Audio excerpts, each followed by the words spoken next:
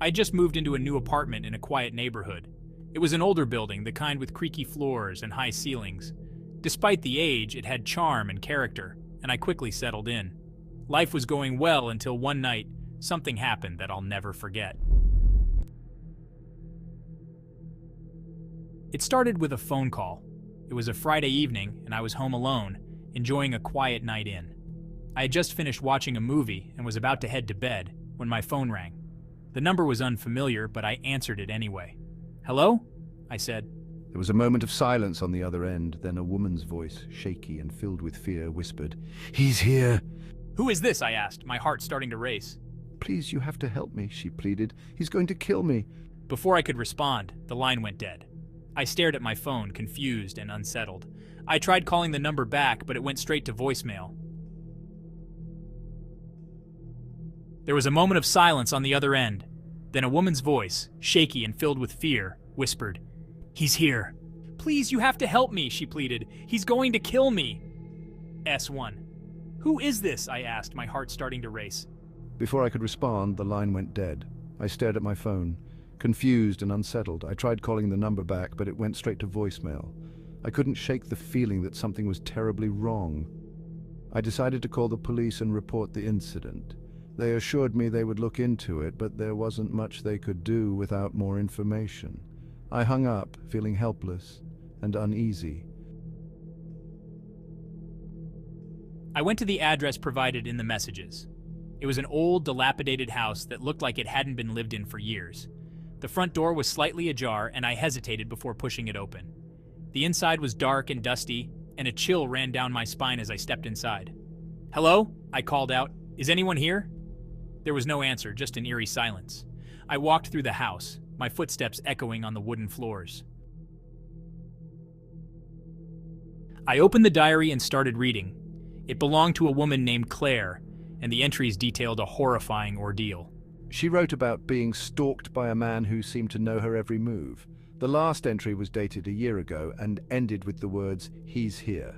As I finished reading, I heard a creaking sound behind me.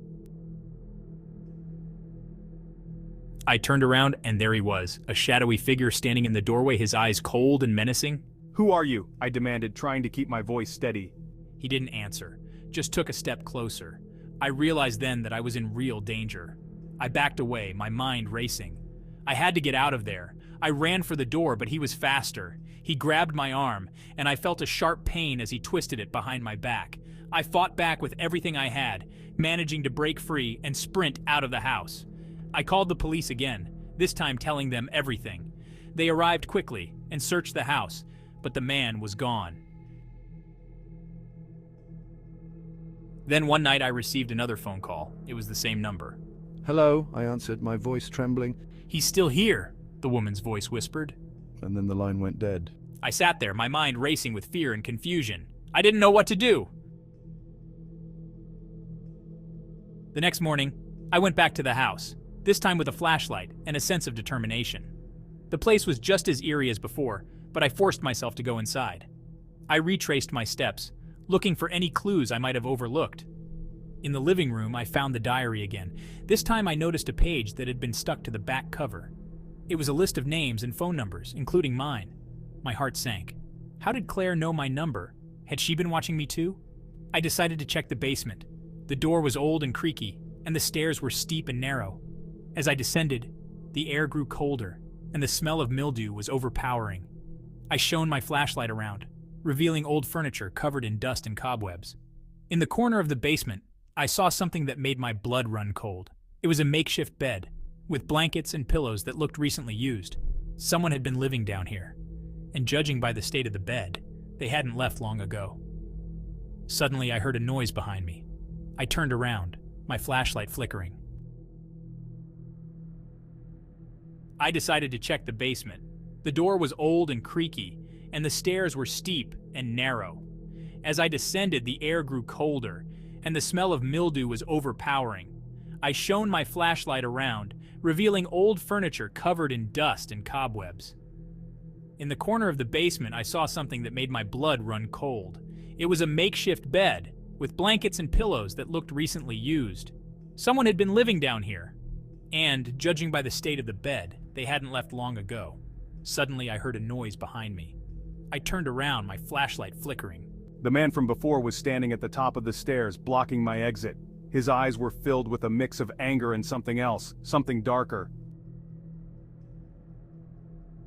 "You shouldn't have come back," he said, his voice low and menacing. I backed away, trying to think of a way out. My mind was racing, and I knew I had to stay calm. I looked around the basement, searching for anything I could use as a weapon.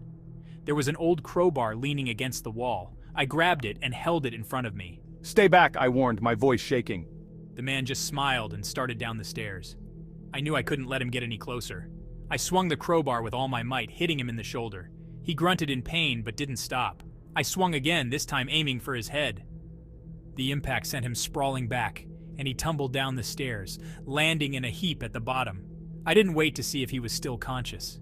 I ran up the stairs and out of the house, not stopping until I was back on the street. I called the police again, and this time they took me seriously. They sent officers to the house and found the man unconscious in the basement. He was arrested and taken into custody. The investigation revealed that the man, whose name was Richard, had been stalking Claire for years. When she disappeared, he had moved into the house, continuing to live there undetected. The police found evidence linking him to several other unsolved cases in the area. As for Claire, her body was never found, but the police believe she was one of Richard's victims. The diary and the phone calls were her desperate attempts to reach out for help from beyond the grave. It took me a long time to recover from the ordeal. I moved to a new apartment and changed my phone number, hoping to put the past behind me. But sometimes, late at night, I still hear the sound of a phone ringing. And I wonder if Claire is still trying to reach out, looking for someone to help her.